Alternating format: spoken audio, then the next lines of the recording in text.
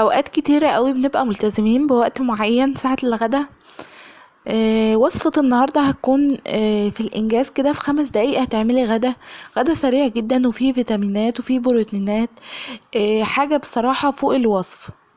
عايزة اقول لكم الاكلة دي انا بعشقها بمعنى الكلمة، والناس اللي بيحب المكرونة هيعشقوها وهيحبوها جدا جدا. فيها بروتينات وفيها فوائد عظيمة قوي. تعالوا نشوف بقى ايه هي طريقة المكرونة اللي معانا النهاردة دي. بس قبل ما اقولكوا على الطريقة والمقادير، حطوا لايك واشتركوا في القناة لو لسه ما اشتركتوش. عايزة الفيديو ده يوصل ل50,000 لايك. وبما اننا مستعجلين بقى مش هقولكوا على المقادير ايه هي غير واحنا بنعمل. معايا هنا حلة على النار فيها نص كيلو كبد فراخ. زي ما انتوا شايفين كده هما كانوا خارجين من الفريزر حالا. بقلبهم بقى في الزيت، ونزلت عليهم ببصلية كبيرة كده حلوة متقطعة، ونزلت عليهم بالتوابل اللي قدامكم دي: فلفل اسود وكمون وبابريكا وسماق وكزبرة ناشفة وملح وورق لورا. طبعا البصل بيستوي بسرعة فنزلت بيه هو الاول، وبعدين هنزل بباقي المكونات وبقلب كده. في المرحلة دي بتكون الريحة رهيبة يا جماعة. بجد المكرونة دي تحفة فوق الوصف وتستاهل التجربة. جربوها وقولولي ايه رأيكم. ضفت كمان واحدة لومي بس صغيرة خالص، اصغر حجم. معايا كمان هنا قرن فلفل حامي نزلت بيه. اللي مش بيحب الحامي يستكفي بالفلفل الاخضر وخلاص. معايا هنا حبة فلفل اخضر، حباية واحدة قطعتها كده زي ما انتم شايفين وضفتها على المكونات. معايا هنا برضو معجون الصلصة الحمراء. ومعايا هنا حبيتين طماطم قطعتهم برضو وضفتهم. طبعا كل ما بنزل حاجة بقلبها فانا بختصر عليكم الوقت. زي ما انتم شايفين كده يا حبايبي ده كان شكل الخليط بتاع كبدة الفراخ وباقي المكونات. على فكرة لو معاكم اللي هي القنصة بتاعت الفرخة بتسلقوها ما تحطوهاش معاها. معايا هنا حلة على النار سبتها تغلي على جنب براحتها.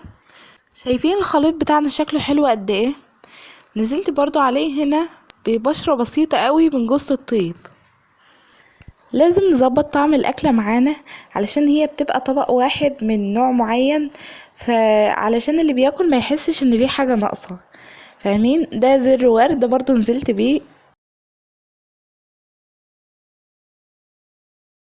بصراحة الريحة كانت رهيبة. نزلت كمان هنا ده كان حوالي نص كوباية من الطماطم.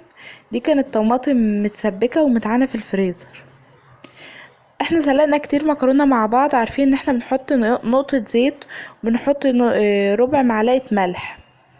شايفين كده هنا حطيت المكرونة اهي وحطيت معلقة زيت وربع معلقة ملح. شايفين الخليط بقى شكله حلو ازاي. كمان المكرونة اتسلقت 3/4 سوا، وهنا كانت جاهزة ان هي تتحط على الخليط.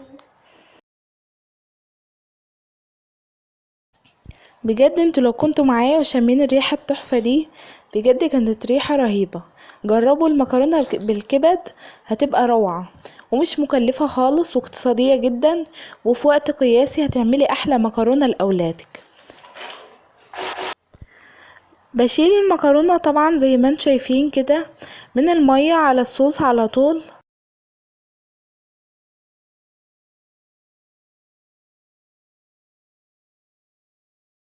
اهو زي ما انتوا شايفين. وبقلب بقى تقليبة حلوة كده. طبعا المنظر بيتكلم عن نفسه. عايزة اقولكم ان المكرونة دي عالم تاني، ممكن تعمليها ب50,000 صنف. هعمل معاكم اصناف كتيرة اوي منها لان انا من عشاق المكرونة. انا عملت معاكم كذا صنف منها وكانت تحفة. وبجد بجد انا مش بعمل الحاجة غير ما اكون راضية عنها، وجربتها 1000 مرة قبل كده. مش الف يعني، بس بكون جربتها قبل كده. تحفة بجد تستاهل التجربة. تعالوا بقى نغرف المكرونة مع بعض. زي ما انتم شايفين كده كان شكلها يجوع، والله العظيم شكلها يجوع.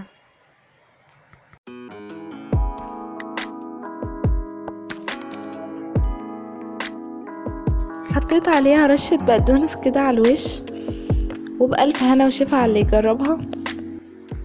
طبعا انا بشكركم على دعمكم ليا الفترة اللي فاتت وتعليقاتكم اللي بتحفزني وبتشجعني.